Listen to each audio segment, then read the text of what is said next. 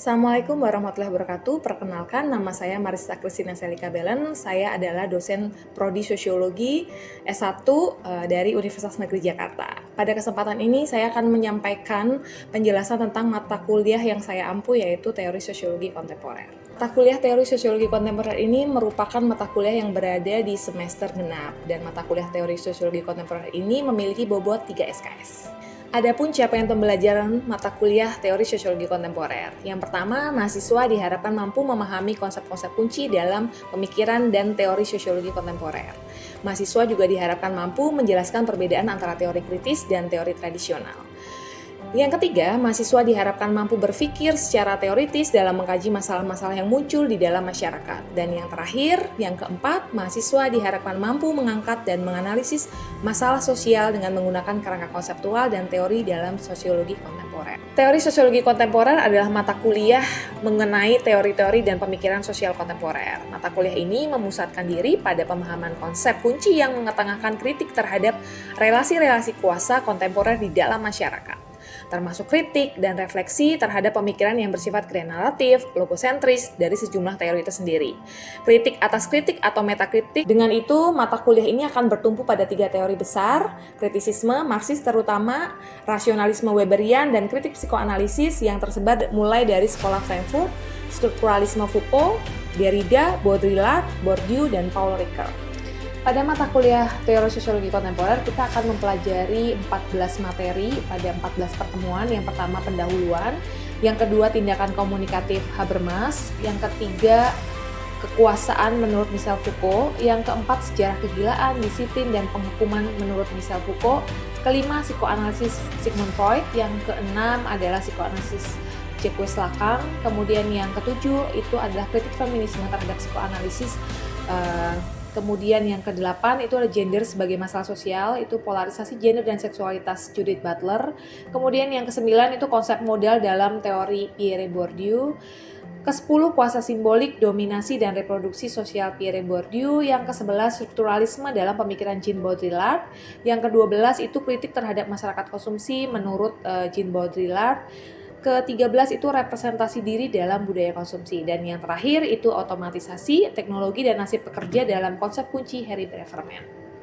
Adapun materi pembelajarannya, yang pertama adalah pendahuluan. Pada pendahuluan ini akan dipelajari tentang pengertian kritik dari mulai Descartes hingga Marx, fungsi dan batas-batas kritik, teori kritis versus teori tradisional, dan yang terakhir kritik terhadap rasionalisme pencerahan.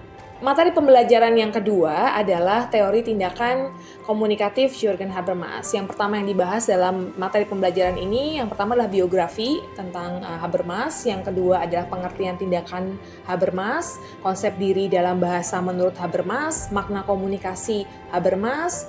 Kemudian ada public sphere, politik, dan legitimasi. Kemudian biasanya di akhir materi pembelajaran ini akan ada studi kasus, yaitu contoh-contoh konkret dalam masyarakat kontemporer. Materi pembelajaran yang ketiga dari Michel Foucault, yaitu kekuasaan menurut Michel Foucault yang terdiri dari hierarki, normalisasi, eksaminasi. Nah, di pembelajaran ini akan membahas tentang biografi Foucault, latar belakang pemikirannya, konsep hierarki menurut Foucault, hubungan kuasa dalam struktur hierarki, normalisasi sebagai alat kontrol sosial, bentuk-bentuk diskriminasi dalam masyarakat kontemporer, dan hubungan antara hierarki, normalisasi, dan eksaminasi. Materi pembelajaran yang keempat masih tentang Foucault, yaitu sejarah kegilaan, disiplin, dan penghukuman Michel Foucault. Dalam materi ini itu akan dipelajari tentang persepsi dan perilaku terhadap kegilaan masyarakat, praktik kuasa-kuasa di dalam masyarakat, kemudian akan dilakukan studi kasus, contoh konkret dalam masyarakat kontemporer. Materi yang kelima yaitu tentang psikoanalisis Sigmund Freud. Sigmund Freud ini nanti di dalam materinya akan membahas tentang biografinya Freud, struktur kepribadian menurut Freud, teori perkembangan seksual menurut Freud, dan mekanisme pertahanan. Materi yang keenam masih tentang psikoanalisis si Jacques Lacan ya. Pada materi ini akan dibahas tentang tahap perkembangan individu, ada the real, the symbolic, the imaginary, perbedaannya dengan pemikiran Freud gitu, dan psikoanalisis sebagai kritik budaya. Dalam konsep psikoanalisis sebagai kritik budaya ini, Lacan menggunakannya sebagai alat analisis kebudayaan karena pendekatannya yang cukup unik gitu ya terhadap psikoanalisis dan subjektif manusia, memberikan wawasan yang berharga dalam memahami cara individu dan masyarakat berinteraksi dengan kebudayaan. Materi pembelajaran yang ketujuh yaitu kritik feminisme terhadap psikoanalisis. Dalam materi ini akan dibahas tentang pengantar psikoanalisis ya, tradisional dan peran gender teorinya, dalam teorinya, kemudian pemahaman feminisme tentang aspek-aspek problematis gitu ya di dalam psikoanalisis, profil Julia Kristeva ya sebagai tokoh yang akan dibahas dalam materi pembelajaran ini, kemudian tentang pemikirannya tentang feminisme, tentang kritiknya terhadap psikoanalisis gitu kan, perbedaan dan interpretasi aspek-aspek gender menurut Julia Kristeva. Materi yang ke-8 yang akan dibahas adalah gender sebagai masalah sosial, polarisasi gender dan seksualitas menurut Judith Butler. Dalam materi ini akan dibahas tentang pengenalan konsep gender sebagai konstruksi sosial menurut Judith Butler, bagaimana performatif gender mempengaruhi pemahaman tentang totalitas gender menurut Judith Butler tentunya, peran bahasa dan praktik sosial, konsep polarisasi gender, perdebatan tentang identitas gender di luar polarisasi tradisional, dan yang terakhir bagaimana teori Butler ini mengadvokasi diskonstruksi ya, dekonstruksi identitas gender, implikasi sosial dan politiknya dalam memahami gender sebagai sebuah spektrum. Materi yang ke-9 adalah konsep modal dalam teori Pierre Bourdieu. Dalam materi ini nanti akan dibahas tentang pengenalan terhadap pemikiran Bourdieu, biografinya, latar belakang pemikirannya, dan relevansinya dalam studi sosial. Kemudian konsep modal, bagaimana modal mempengaruhi sumber daya, dan yang terakhir bagaimana perbedaan pemikiran kapital atau modal ini dengan Anthony Giddens. Materi yang ke-10 masih tentang Bourdieu, kuasa simbolik, dominasi, dan reproduksi sosial Pierre Bourdieu. Dalam materi ini akan dibahas tentang kuasa simbolik, dominasi, reproduksi sosial, dan penerapan teori Bourdieu dengan analisis isu-isu kontemporer yang ada di dalam masyarakat, seperti misalnya ketidaksetaraan, rasisme, ketidakadilan sosial. Materi yang ke-11, strukturalisme dalam pemikiran Jean Baudrillard. Nah, dalam materi ini akan dibahas tentang pengenalan pemikiran Baudrillard ya, biografinya, latar belakang pemikirannya, konsep dasar strukturalisme, dan bagaimana Baudrillard menggunakannya untuk menganalisis masyarakat konsumsi. Nah, dalam kemudian yang terakhir hubungannya antara strukturalisme dan pemikiran Baudrillard tentang tanda, representasi, simbolisme, dan masyarakat modern. Materi yang ke-12 masih tentang Baudrillard, yaitu kritik terhadap masyarakat konsumsi oleh Jean Baudrillard. Pada materi ini akan dibahas tentang pengenalan konsep masyarakat konsumsi, kemudian kritik terhadap masyarakat konsumsi dan penggunaan tanda-tanda yang berlebihan dalam budaya konsumsi, dampak tentang pemadaman tanda, hilangnya referensi dalam masyarakat konsumsi, dan yang terakhir implikasi dan kritik Baudrillard terhadap masyarakat kontemporer dan budaya konsumsi. Materi yang ke-13 adalah representasi diri dalam budaya konsumsi menurut Daniel Miller. Jadi dalam materi ini akan dibahas tentang pengenalan terhadap pemikiran Daniel Miller, mulai dari biografi, mulai dari latar belakang pemikiran, konsep dasar konsumsinya yang berbeda tentunya dengan Baudrillard, kemudian pakaian sebagai salah satu pembentuk identitas, dan studi kasus contoh yang menunjukkan bagaimana pakaian itu mencerminkan nilai-nilai sosial, preferensi, konstruksi dalam kehidupan sehari-hari. Materi yang terakhir, materi ke-14, otomatisasi, teknologi dan nasib kerja dalam konsep Harry Breverman. Dalam materi ini akan dibahas tentang pengenalan terhadap pemikiran Harry Breverman, bagaimana otomatisasi dan teknologi mengubah karakter pekerjaan dan produksi, dan yang terakhir dampak otomatisasi ini terhadap pekerjaan, keterampilan pekerjaan, dan tentunya kondisi kerja. Setelah kita bahas tentang materi pembelajaran, kita akan membahas tentang sistem pembelajaran dalam mata kuliah teori sosiologi kontemporer ini. Di masa pasca pandemi ini, Universitas Negeri Jakarta melakukan sistem pembelajaran hibrid, yaitu secara luring di kelas dan secara daring, baik melalui Zoom, Google Classroom, dan Google Meet. Nah, secara daring biasanya kita akan menginstruksikan link Zoom melalui Google Classroom, tugas kuliah, kemudian pengumpulan tugas itu dilakukan melalui Google Classroom.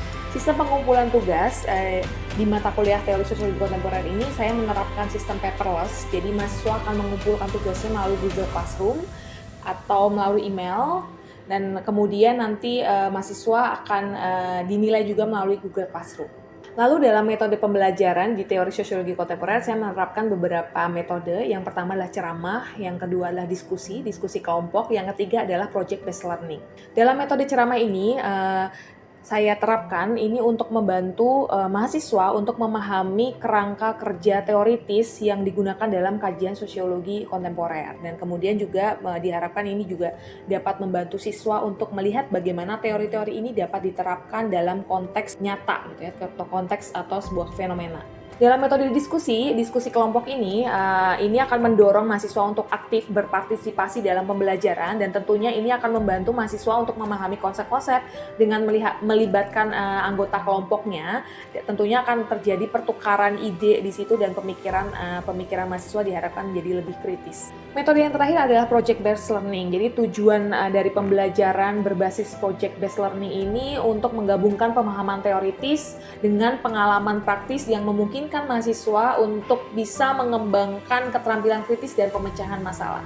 Lalu dalam teori sosiologi kontemporer ini, saya menggunakan beberapa bahan ajar. Yang pertama adalah slide presentasi, kemudian video pembelajaran yang bisa diakses melalui link yang dicantumkan di dalam Google Classroom, kemudian melalui buku ajar, dan handbook yang sesuai dengan RS. Untuk sistem penilaian dalam mata kuliah teori sosiologi kontemporer ini dibagi menjadi beberapa. Yang pertama ada tugas individu atau kelompok gitu ya, kemudian ada UAS dan UTS. Nah, ketiganya itu akan memiliki bobot masing-masing. Tugas itu memiliki bobot 25%, kemudian UTS itu 35%, dan UAS itu 40%. Lalu untuk kriteria penilaian dalam tugas individu maupun kelompok, yang pertama adalah kontribusi individu. Kemudian kualitas kerjanya, kontribusi kolaborasinya, komunikasinya, pemahaman konsepnya, kemampuan analisisnya, dan terakhir adalah kemampuan presentasinya jika hasilnya akan dipresentasikan. Lalu untuk UTS dan UAS itu biasanya UTS itu berupa paper atau ujian tertulis, dan UAS itu biasanya berupa paper atau proyek penelitian atau bahkan ujian tertulis juga. Lalu hasil evaluasi penilaian itu biasanya dalam mata kuliah ini saya akan mengumumkan kepada mahasiswa. Jika ada mahasiswa yang nilainya dirasa kurang baik atau kurang bagus, maka akan segera dijadwalkan untuk melakukan remedi sesuai kesepakatan atau jadwal yang ada di prodi. Nah, berikut ini akan saya tampilkan proses pembelajaran mata kuliah teori sosiologi kontemporer baik secara luring maupun secara daring melalui Zoom.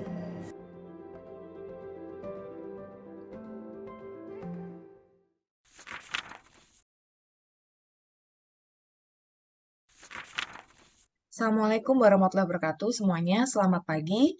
Hari ini, di pertemuan kali ini, kita akan membahas tentang Michel Foucault. Jadi, Foucault ini adalah salah satu tokoh kontemporer yang cukup berpengaruh pada abad ke-20 gitu. Dia lahir di Prancis ya, Poitiers ya, Prancis gitu kan, pada tahun 1962. Dia menghabiskan masa kecilnya itu di sana dengan belajar filsafat, dengan belajar psikologi, tapi pada akhirnya dia juga menjadi sosiolog Prancis gitu ya. Dia menyelesaikan studinya juga gitu ya sebagai dosen. Dia belajar sebagai dosen di beberapa universitas di Prancis gitu kan, Prancis dan Jerman gitu kan. Dia menulis banyak buku yang cukup terkenal gitu ya. Bukunya ada Discipline and Punish ya.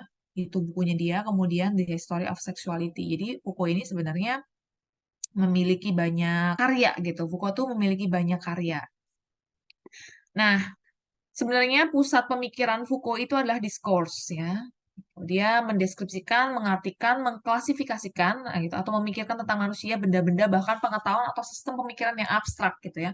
Jadi kalau kita mau melihat latar belakang pemikiran atau konsep orang gitu ya, konsep tokoh, kita tuh harus melihat zamannya seperti apa. Tadi seperti ada pertanyaan itu masih relevan nggak gitu kan? Ya memang itu harus dilihat latar belakang pemikirannya tuh pada zaman apa. Kayak dia mengkritik Marx gitu ya.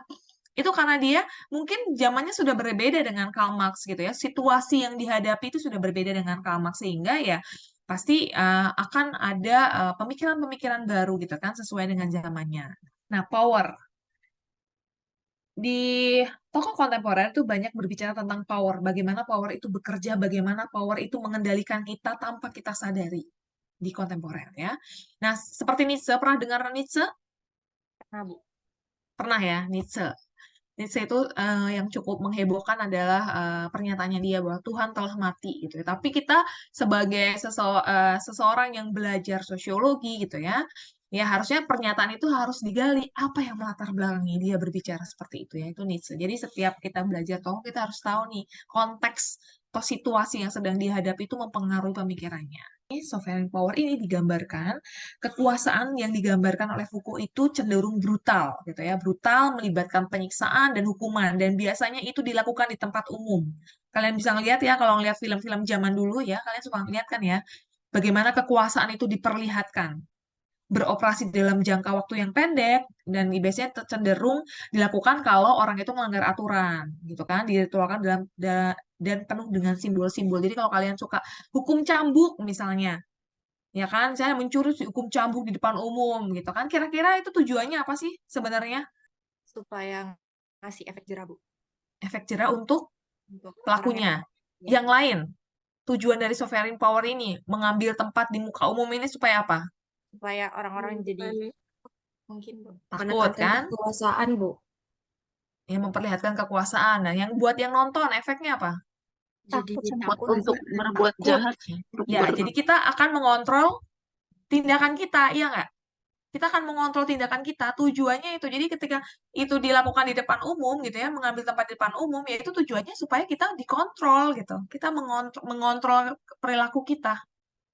Tetapi sebenarnya kekuasaan yang seperti ini tidak hilang pada zaman sekarang. Oke. Pada disciplinary power nih yang lebih modern gitu ya, berasosiasi dengan regulasi teknologi dan monitoring dan pengawasan. Melalui apa kalau sekarang? UU ITE. UU ITE. Bisa. Ada lagi yang mungkin sudah akrab, hampir di semuanya ada, di semua tempat ada? CCTV. CCTV. Dan cenderung dilakukan institusi yang spesifik, seperti penjara, sekolah, barak militer. Kok sekolah juga, Bu? Gimana sekolah? Kampus deh, gimana sebagai mahasiswa? Kontrol yang diberikan, yang dilakukan oleh kampus untuk mengontrol perilaku kalian melalui apa? pakai nilai sama IPK, Bu. Nah, ini ya kalau kontemporer ini udah lebih kompleks lagi gitu ya, pemikirannya nggak hanya membahas tentang bagaimana masyarakat, bagaimana interaksi dan lain sebagainya, tapi lebih dalam dari itu, lebih kompleks ya pemikirannya. Ingat aplikasi pas pandemi ketika kita mau masuk mall, apa nama aplikasinya? Masih ada yang ingat? Peduli lindungi. Peduli Lindungi. Itu untuk mengontrol nggak? Iya, Bu. Pemerintah jadi tahu kan kita di mana, kita habis dari mana aja. Itu bentuk kontrol, itu bentuk kontrol, itu bentuk kekuasaan. Tapi kita akhirnya nggak protes itu karena ya kita menerima itu sebagai kontrol sosial. Kita menormalisasikan itu.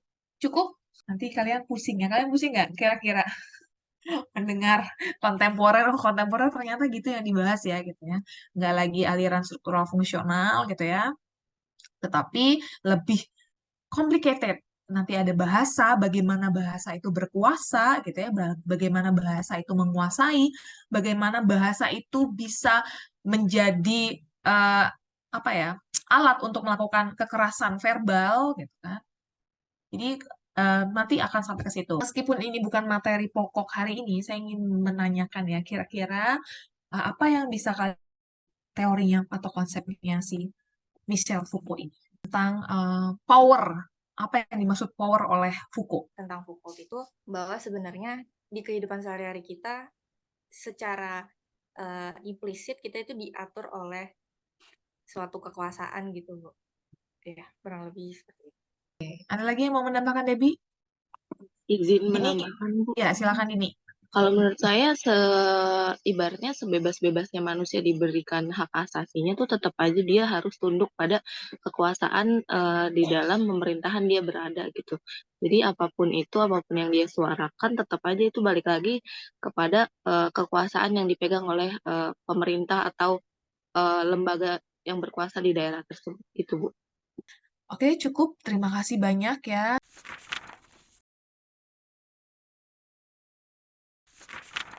Selamat pagi. Assalamualaikum warahmatullahi wabarakatuh. Waalaikumsalam warahmatullahi wabarakatuh. Oke, hari ini saya akan menjelaskan tentang salah satu tokoh teori sosiologi kontemporer, yaitu Baudrillard, Jean Baudrillard. Salah satu tokoh teori sosiologi kontemporer yang cukup terkenal ya, cukup populer teorinya dan sering digunakan mahasiswa. Bahkan ini sering sekali muncul ya, setiap kali ada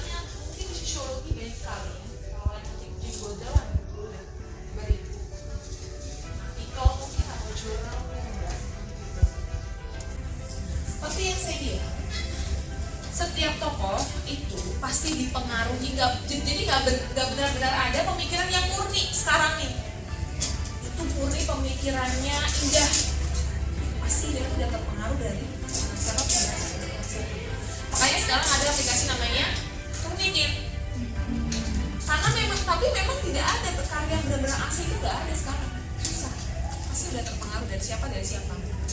Kayak misalnya novel, kita membaca novel itu akan mempengaruhi gaya tulisan kita, itu mempengaruhi. Nah begitu juga tadi, ini ada salah tokoh teori kontemporer yang berangkat dari kritiknya terhadap Karl Marx. Jadi karya awalnya itu sangat dipengaruhi oleh perspektifnya Karl Marx, Marxis. Dia menitik beratkan pada persoalan ekonomi. Kalau Karl Marx itu kan menitik beratkan pada persoalan ekonomi, produksi. Dan perbedaan yang jelas dari pemikiran Baudrillard dan Marxis itu apa? Kalau Karl Marx melihat orang mengkonsumsi itu untuk mendapatkan nilai lebih, dikonsumsi kemudian dijual lagi nilai lebih. Tapi kalau Baudrillard melihat konsumsi masyarakat itu berbeda. Orang mengkonsumsi karena ingin mengkonsumsi apa? Anda. Beda. Kalau Karl Marx dulu mungkin itu kan makanya dipengaruhi oleh latar belakang pemikiran. Coba kita lihat latar belakang pemikirannya Karl Marx. Kenapa dia berpikir bahwa ya mengkonsumsi itu orang-orang yang ingin mendapatkan nilai lebih dengan cara menjual lagi, mendapatkan keuntungan setinggi-tingginya. Karena waktu itu Karl Marx ada di zaman revolusi. Kemudian si Baudrillard menyelidiki tanda, media, dan simulakra. Dia menganalisis si realitas fantasi. Jadi saya balik lagi ke tadi ya. Jadi konsumsi yang dimaksud Baudrillard itu adalah orang-orang mengkonsumsi tanda. Gimana sih maksudnya mengkonsumsi tanda? Mencapai kepuasan. Mencapai kepuasan dengan brand kalau sekarang ya. Itu kalau melihat dari mana konsumsi itu dari segi positif, dari perspektif positif, di mana ya orang mengkonsumsi, tapi dia fokus pada pakaiannya, fashion. Kiranya si Baudrillard itu juga membahas tentang hiperrealitas. Realitas itu apa sih sebenarnya? Hiperrealitas itu fantasi infused image. Contohnya imajinasi iklan yang dialami sebagai sesuatu yang lebih real daripada kehidupan nyata. Gambaran hiperrealitas, Disneyland itu adalah contoh yang digambarkan langsung oleh Baudrillard. Kalau kalian buka video itu Ariana Disneyland itu muncul tuh ada orang dandan kayak Ariana di bakaran di realitas sekarang itu contohnya di mana lagi? Kalian terasa nggak sih artis-artis yang operasi itu mukanya jadi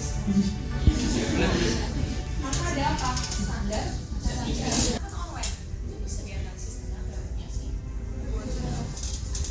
Kita merasa hiperreal, bisa coba kalian pegang uang cash sama kris, karena kan lebih boros kan? Karena merasa nggak mengeluarkan uang, merasa nggak pegang uang, karena merasa tidak kehilangan materi, padahal sama gitu, cuma bedanya ini bentuk fisik, ini nggak kelihatan. Apa tuh bisa?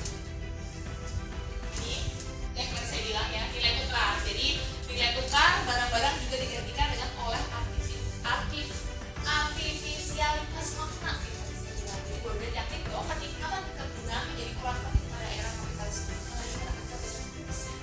Yuk, imaji benar sedemikian berkuasanya sehingga kehidupan sehari-hari menjadi tidak berwarna lagi. Itu nggak berwarna. Kenapa? Karena aku nggak merasa cantik. Tapi itu yang hidupnya gini, yang matanya gini, yang tangannya lancip banget, yang giginya kelinci.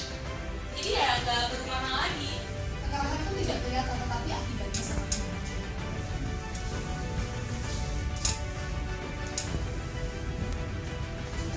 Ini ada kita mungkin kelihatan baik, akan tetapi sesungguhnya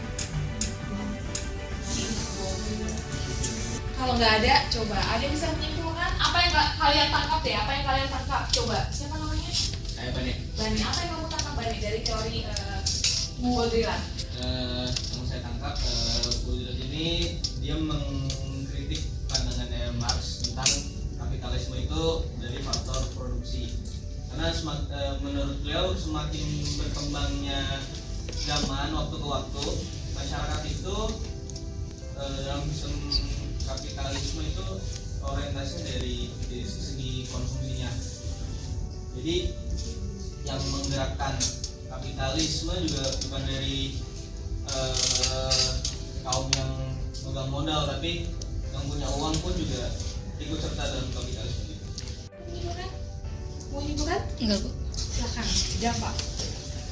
Terima kasih sebenarnya saya ingin menyimpulkan. Jadi sebenarnya kalau Jane Baudrillard yang saya tangkap itu adalah tentang konsumerisme, di mana sekarang masyarakat itu full mengkonsumsi tanda itu sendiri gitu. Jadi memang benar tadi yang dikatakan oleh Bu Sally bahwa kapitalisme memproduksi tanda yang dimana membuat masyarakat itu akhirnya mengkonsumsi tanda, yang dimana nanti akhirnya masyarakat hidup di dalam sebuah simulasi yang semuanya isinya adalah tanda-tanda itu gitu. Jadi intinya adalah masyarakat sekarang itu bukan mengkonsumsi esensi dari barangnya, tapi dia mengkonsumsi simbol-simbolnya yang oleh masyarakat. Jadi seperti itu. Itu yang bisa saya sampaikan. Terima kasih. Oke ya, terima kasih sekali atas kehadiran kuliah hari ini. Kita ketemu lagi di minggu depan ya. Kita mungkin minggu depan akan by Zoom ya. Minggu depan akan by Zoom hari Kamis ya. Jadi mungkin kita ketemu lagi secara luring itu di bulan Oktober mungkin ya. Kita ketemu lagi di bulan Oktober, awal Oktober. Oke, terima kasih semuanya. Nanti kuisnya akan bisa kalian kerjakan itu di Google Classroom. Assalamualaikum warahmatullahi wabarakatuh. Terima kasih.